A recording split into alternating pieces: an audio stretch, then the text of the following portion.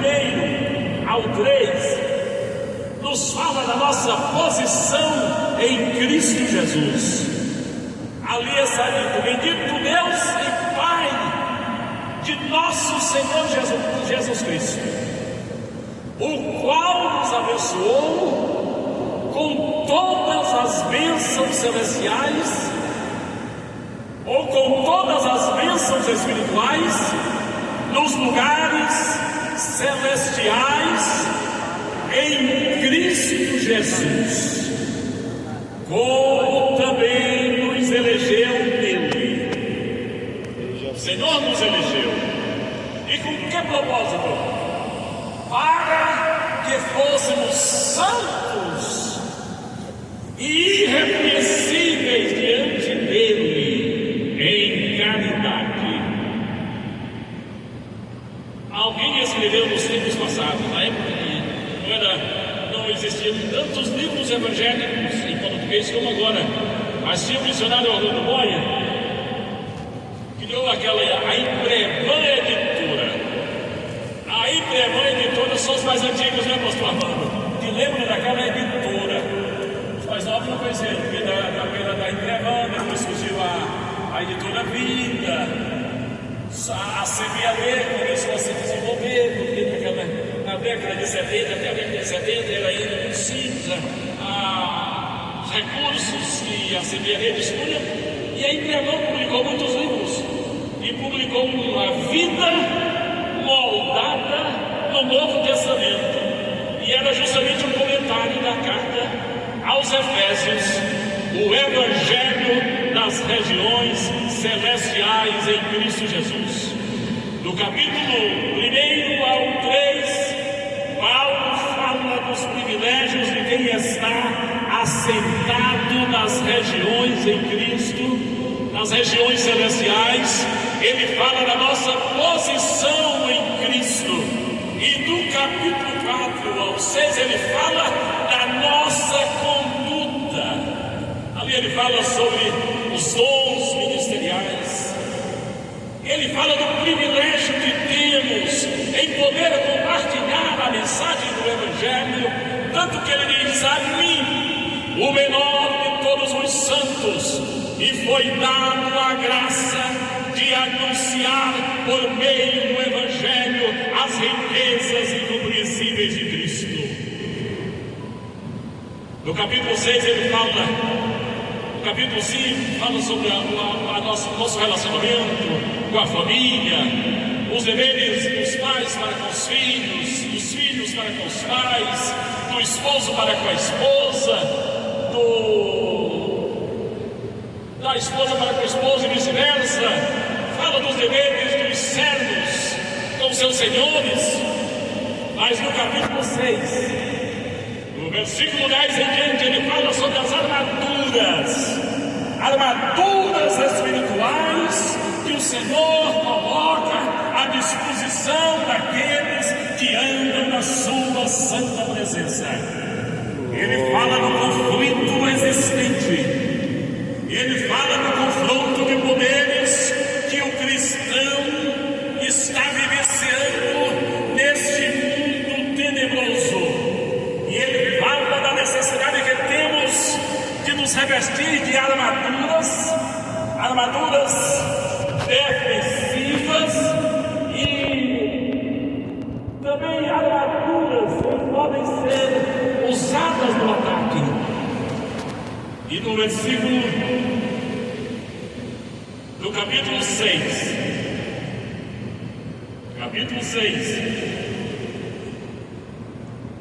no versículo 18, ele diz assim: orando, capítulo 6, 18, orando quando? Em todo tempo. Quando? Em todo tempo. Em todo tempo. Com toda oração e o que mais? E súplica. E súplica no Espírito, no poder do Espírito Santo, que é Espírito é maiúsculo. A a súplica produzida em nós pelo Espírito Santo. E vigiando nisso, com toda perseverança. E o que mais? E súplica por todos os santos. Por todos os santos. Você está vendo aí se tem água lá para ele? E ele aqui demonstra a sua humildade. Diz: e também por mim, não esqueçam, irmãos, de orarem por mim, para que me seja dado, no abrir da minha boca, a palavra com confiança, para fazer notório o mistério do Evangelho. Glória a Deus. Nós, como pentecostais, temos a capacidade de discernir quando estamos sendo usados pelo Senhor de uma forma especial, de uma forma convívida, e temos a capacidade de discernir quando a palavra alcança o objetivo. Glória a Deus. Porque pregar significa alcançar o objetivo, fazer com que haja transformação de vidas. Muitas vezes nós fazemos tanto esforço no sentido de deter as forças do mal, tanto esforço no sentido de fazer com que as pessoas sintam algo da parte de Deus, e nos esquecemos que não há maneira melhor de se implantar, de se enxertar na vida de alguém a vontade, a palavra e os propósitos de Deus, senão através da ministração da santa, bendita, inerrante e poderosa palavra do Senhor. Aleluia. Quando nós entronizamos Cristo em nossos corações e procuramos viver a palavra, acontece aquilo que está registrado em Gálatas, no capítulo 2 e o versículo 20. Paulo diz: a vida que eu agora vivo, não vive mais eu, mas Cristo vive em mim. Quantos aqui têm a experiência da presença real e contínua de Jesus? Nós temos essa experiência. E se Cristo está entronizado em nossos corações, com certeza Ele nos ajudará, Ele se compadecerá e colocará palavras na boca dos pregadores, na boca dos seus ministros, palavras poderosas para desfazer as fortalezas do mal, palavras poderosas para edificar os ouvintes, palavras poderosas para proporcionar o verdadeiro e genuíno crescimento espiritual. Porque Paulo nos mostra nesta carta aos Efésios a necessidade de que cresçamos cada dia, de que cresçamos continuamente, progressivamente. Ele diz: pelo que não sejais meninos insensatos, levados por todo vento de doutrina, antes seguindo a verdade em amor. E aí eu me lembro do comentário do pastor Antônio Gilberto, neste versículo, entre a verdade e o amor. E ele dizia, ele aconselhava, diz: a verdade sem o amor é brutalidade. Tanto que as nossas palavras precisam ser dosadas, precisam ter óleo, para que mesmo falando a verdade, se formos movidos pelo amor, a palavra ela penetra, quem recebe glorifica a Deus, se propõe a melhorar. A verdade, sem o amor, é brutalidade. Oh, é E verdade. nós não fomos chamados para uma coisa, para ser ignorantes, sem educação, nada disso. Nós fomos chamados para agirmos dentro da verdade, mas de uma forma diplomática, não é? Agora tem o outro lado, o amor. Sem a verdade é hipocrisia.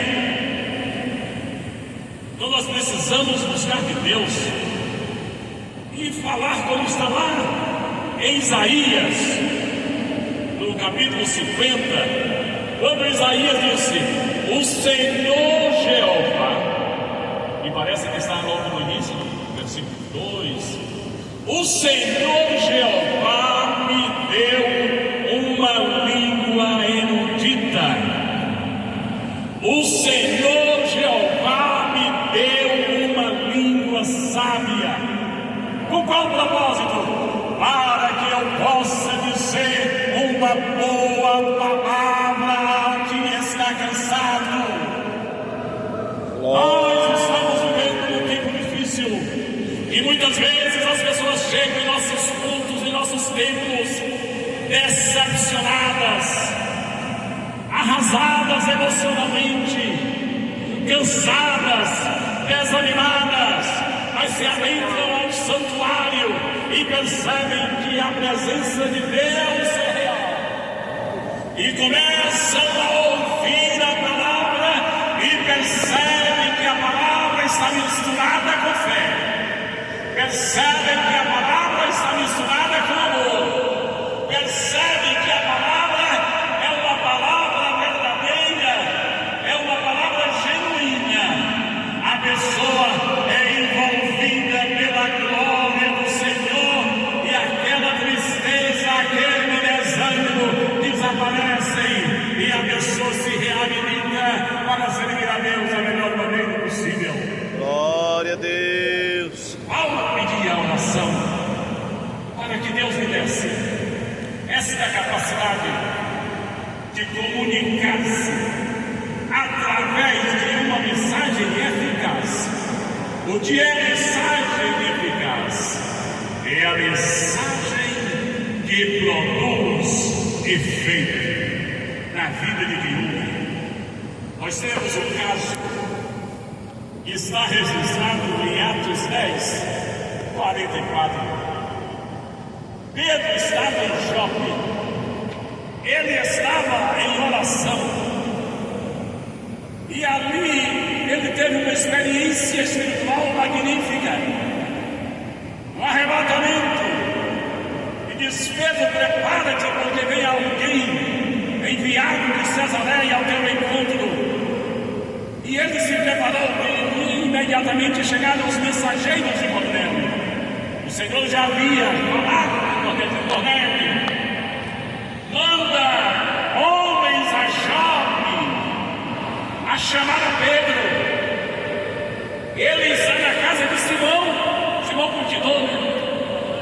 Isso. Manda chamá-lo, porque vindo aqui, ele te dirá palavras, porque te poderá salvar, tu e a tua casa. E os mensageiros de Cornélio chegaram a Jope, e Pedro diz: eu já sei do que se trata. Ali começou a trajetória de uma viagem de altos riscos, porque pelas normas de então, não era permitido que Pedro entrasse na casa de um gentil. Não era o costume, mas era em obediência ao Espírito Santo que seguiu para Cesareia. Chegando ali, Cornélio falou o motivo por que havia mandado chamar.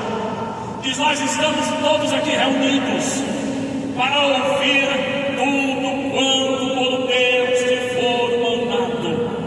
Ouvindo estas palavras, Pedro glorificou a Deus e diz: reconheço que na verdade Deus não faz acepção de pessoas, mas que Ele é agradável àquele que em qualquer lugar tem seu nome.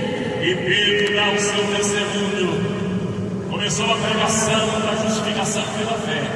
E ele diz, quando está em Atos 10, 40, 44, ali está escrito: e quando comecei a falar, caiu o Espírito Santo sobre aqueles que ouviram a palavra. Houve um mover poderoso do Espírito Santo.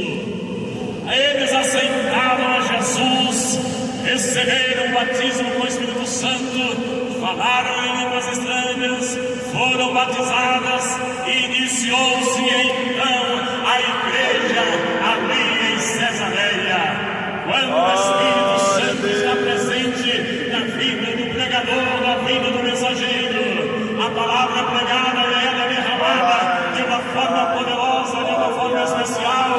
Há uma mudança, há uma reação positiva e o nome do Senhor é glorificado. Glória a Jesus. Orem pelos santos com toda oração e súplica do Espírito, e vigiando nisso com toda a perseverança por todos os santos e também por mim, para que me seja dado no abrir da minha boca a palavra com confiança.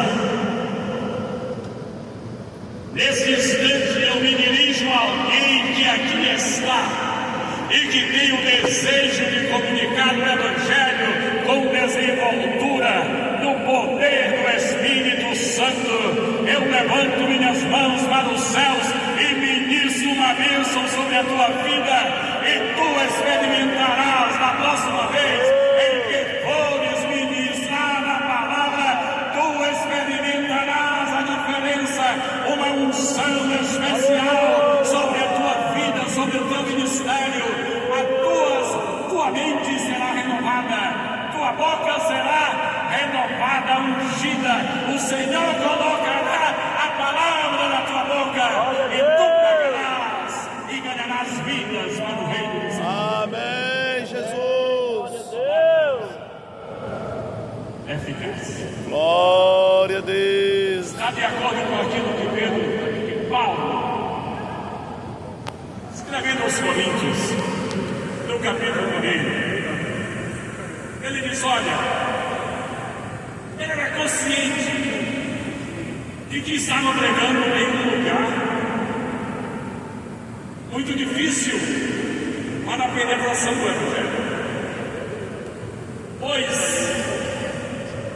Donald Staples, comentador da Bíblia do Sul Pentecostal, a quem eu tive o privilégio de ouvir algumas vezes pregando lá no Morumbi, naquela época ele sempre ia, o pastor Danfer, o pastor Bernardo Johnson, e outros, ele ia ali no Morumbi, e ele comentando a carta aos Coríntios, ele disse o seguinte, falando sobre a cidade de Corinto, ele disse: Corinto era intelectualmente arrogante, era uma cidade arrogante,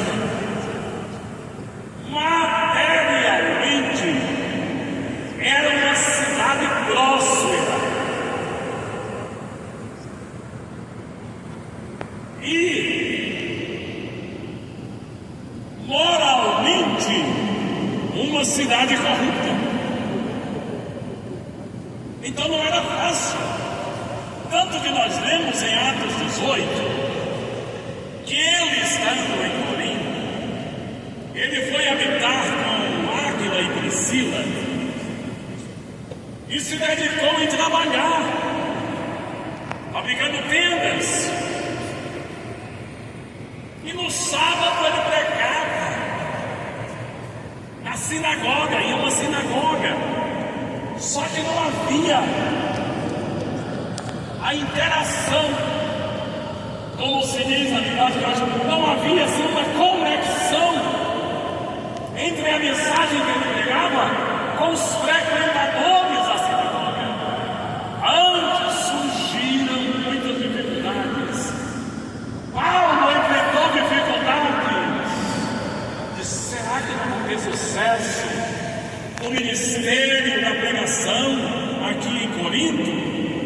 Dizem que naquela época era uma das melhores cidades da região da Grécia, não muito distante de Atenas.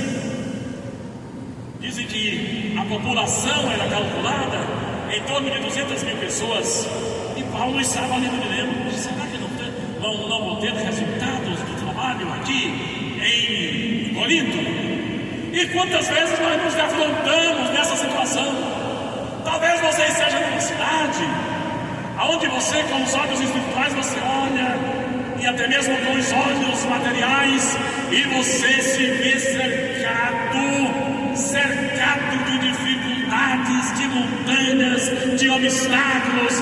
Assim estava a situação de Paulo em Corinto. Só que está escrito que Atos 18, versículos 9 e 10. E Paulo teve de noite uma visão, o Senhor lhe dizendo. Quem se lembra da mensagem que o Senhor Deus falou com Paulo? Não temas. Ele disse. Quem respondeu? Levanta a mão. Não temas. Não temas, não temas.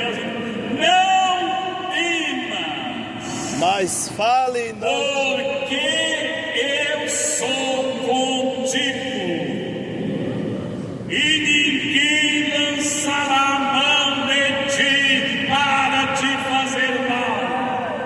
Pois tenho muito povo nesta cidade. Glória a Deus. Você é o rei que está num lugar difícil. Deus fala contigo nesta tarde.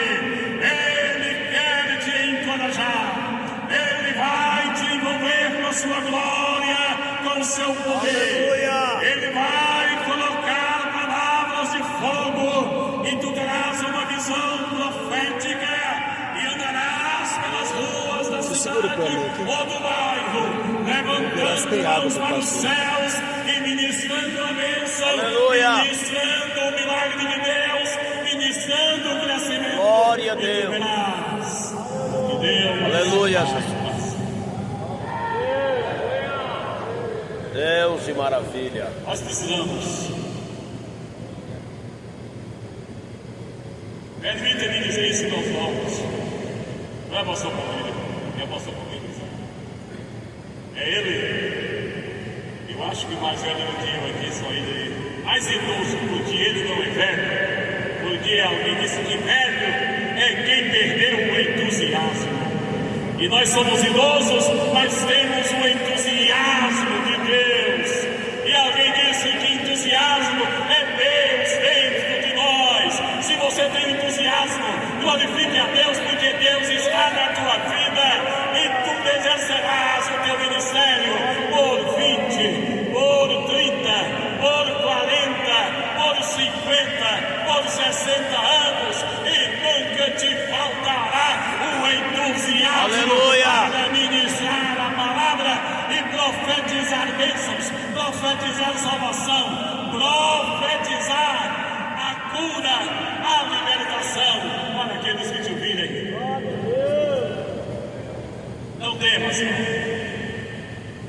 Muitas vezes nós hoje vivemos assim de uma forma bem impaciente. Nós queremos as coisas. É para ontem. Eu posso admitir que em uma caminhada de 50 anos, pastor de Valdo, em determinados momentos, a gente passou por situações difíceis. Só que a gente descobre uma coisa: se agimos de boa fé, se vivemos em santidade, se praticamos a palavra conforme o tema, vivendo a palavra, nos momentos mais difíceis, o Senhor se inclina para nós. O Senhor intervém e trabalha em nosso favor. Quantos aqui já tiveram a experiência do livramento, da proteção divina? Muitas e muitas. Muitas vezes é um socorro na área material. Na nossa época, pastor Armando, não tinha esse negócio de Pix. Na hora da dificuldade, eu vou ligar para fulano e mandar um Pix. Naquela época, na hora da dificuldade, ao refúgio, era buscar a presença do Senhor. Senhor, manda o socorro. Senhor, manda a provisão. E por isso a geração da década de 70, década de 80, década de 90, é uma geração que foi enriquecida com a provisão divina, enriquecida com o socorro divino, enriquecida com experiências marcantes. Hoje, por 2 meses que a gente está no lugar, se não aconteceu aquilo que a gente gostaria que tivesse acontecido, nós já estamos dizendo adeus, já estou indo embora. Mas precisamos ter paciência. Precisamos ter paciência para no momento certo receber o consolo. Mensagem eficaz. Coríntios 2, 4. Primeiro aos Coríntios, todos. Ele falando da sua ida, ele diz: irmãos, eu não fui ter convosco usando palavras persuasivas de sabedoria humana. Eles ouviram a minha mensagem, a minha pregação não consistiu em palavras persuasivas de sabedoria humana. A minha palavra consistiu em demonstração do Espírito e do poder de Deus. Quantos aqui gostariam de aumentar cada vez mais esta experiência? A experiência de Pedro em Cesareia. Porque quando Pedro foi voltou de Cesareia para Jerusalém, teve de se explicar diante da igreja.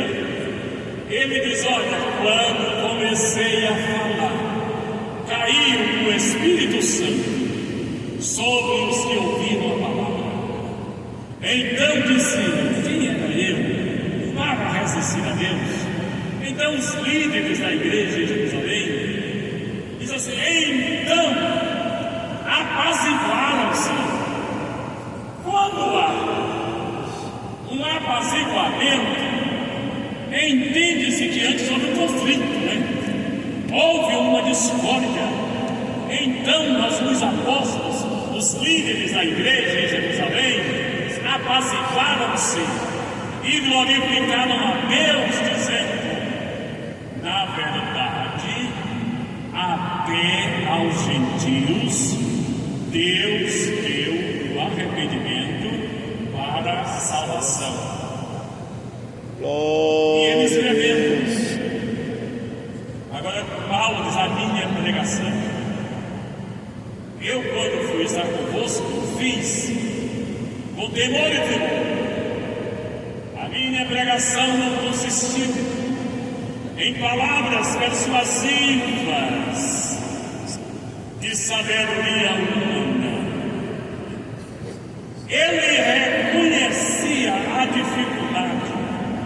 Ele disse: Senhor, se eu for demonstrar alguma sabedoria, isso não representa nada diante da intelectualidade dos coríntios. Eu sou dependente de ti. Ajuda-me, Senhor. E em decorrência disso, ele foi agraciado com o poder do Espírito Santo e pôde depois explicar. E vocês bem sabem que não são muitos os sábios, não são muitos os inteligentes, não são muitos os poderosos que fazem parte da fé cristã. Mas Deus escolheu as coisas fracas deste mundo, não tem propósito, para confundir as que são as fortes. E Deus escolheu as coisas loucas deste mundo para confundir as sábias. Deus escolheu as coisas que não são para confundir as que são, para confundir as que são, oh, com o propósito de que nenhuma carne se glorie, aleluia, uns com os outros, mas aquele que vier a gloriar-se, glorie-se no Senhor. Aleluia. Tanto que ele se recordou do que ele havia lido lá em Jeremias, quando Jeremias certa vez, no momento de inspiração, no momento de visão profética, ele disse: não se glorie, não se glorie o sábio na sua sabedoria, na sua sabedoria, não se glorie o rico sua nas riqueza, suas riquezas, não se glorie o forte na sua força, mas aquele que gloriar-se, glorie-se nisso, em me conhecer. Nós não nos gloriamos na sabedoria porque não temos a sabedoria. Nós não nos gloriamos na força porque não temos a força.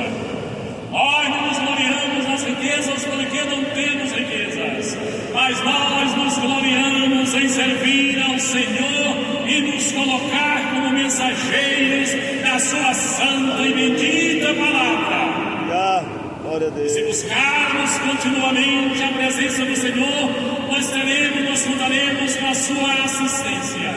O Senhor nos envolverá com a sua graça, o Senhor nos dará saúde, nos dará força, a fim de que nós possamos concluir o nosso ministério da forma como iniciamos, de cabeça erguida, desfrutando a plenitude da bênção do Evangelho e levantando nossas mãos para abençoar a nova geração, a geração que está no nosso encalço. Todos nós, quando chegamos a uma determinada idade, nós oramos, nós torcemos para que a nova geração experimente o verdadeiro Pentecoste, para que a nova geração tenha uma real comunhão com Deus, uma vida que evidencia a prática da santa, bendita e poderosa palavra do Senhor. Glória a Deus. Aleluia. Aleluia. Aleluia. Como pregadores do Evangelho, aqui eu vou citar Dona Destemps Felício como demonstração do poder do Espírito Santo. A pregação de Paulo incluía, primeiro, a ação do Espírito Santo que convence as pessoas. Foi lido isso aqui na abertura, na mesa, do pecado, da justiça e do juízo.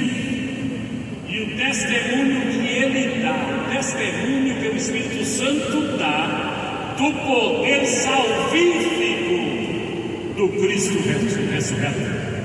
Segundo, o poder de transformar vidas. Quando temos um contato com o Senhor, uma mudança, nós vemos que quando houve a cura, aquele coxo ali na Porta Formosa, houve uma grande repercussão em Jerusalém. E os líderes religiosos então se moveram de inveja, se moveram de ódio. Só que Atos 4, versículo 12, 13 assim: e vendo eles que Pedro e João eram homens indoutos, homens iletrados, não podiam negar que através do poder do nome de Jesus havia acontecido aquele milagre, porque eles tinham o conhecimento de que eles haviam estado com Jesus. O poder de transformar vidas, o poder manifesto com sinais e maravilhas. Já estou concluindo. Todo pregador do Evangelho deve orar para que através do seu ministério o povo seja salvo. Glória a Deus. Os novos crentes sejam cheios do Espírito Santo. Glória a Deus. Os espíritos malignos sejam expulsos. Os enfermos sejam curados e os discípulos aprendam a obedecer aos padrões e ensinos justos de Cristo. Glória a Deus, Deus. Glória a Deus. Uma permissão tem direito. Gostaria de pedir que você se colocasse em pé. Rogo as suas orações em meu favor. Há dentro de mim uma chama acesa. Há dentro de mim um fogo que arde continuamente. Quero, enquanto Deus me der vida e me der saúde, exercer o ministério com humildade e temor, a inteira dependência do Espírito. E quero ser uma inspiração para a nova geração. Como assim, meu irmão, que foi um grande líder pentecostal nos Estados Unidos, ele se preocupava com a nova geração. E ele dizia, para que haja a perpetuação do avivamento pentecostal, é necessário que geração após geração experimente o Pentecostes. Convido você, jovem, a se virar nessa caminhada de buscar um genuíno Pentecoste que te leve a pregar no poder, na unção, na revelação e na graça do Espírito Santo. Senhor, sou agradecido a Ti por esse privilégio te agradecemos pela de tua poder palavra. ministrar esta palavra Graças te aos damos. participantes da 83ª Assembleia Ordinária da Comunidade Marte. Abençoa todos aqueles que aqui se encontram. Abençoa o nosso Abençoa a presidente, o continuidade pastor dessa João Pino de comissão. Abençoa a mesa Nos diretora da ajude, Comunidade Marte. abençoa a mesa Senhor, de cada dia, surpreenda-nos Nos com o teu ajude. poder, com a tua graça, com a tua Em unção, nome com a de tua Jesus. revelação. Ajuda-nos, Senhor, livra-nos de tudo mal. Poderoso, Assim nós te abençoe, pedimos, dá saúde, em dá nome livramento de de Jesus. todo mal, Senhor. Amém e amém. Deus Em te nome de Jesus. Glória a Deus. Amém. Glória a Deus. Queremos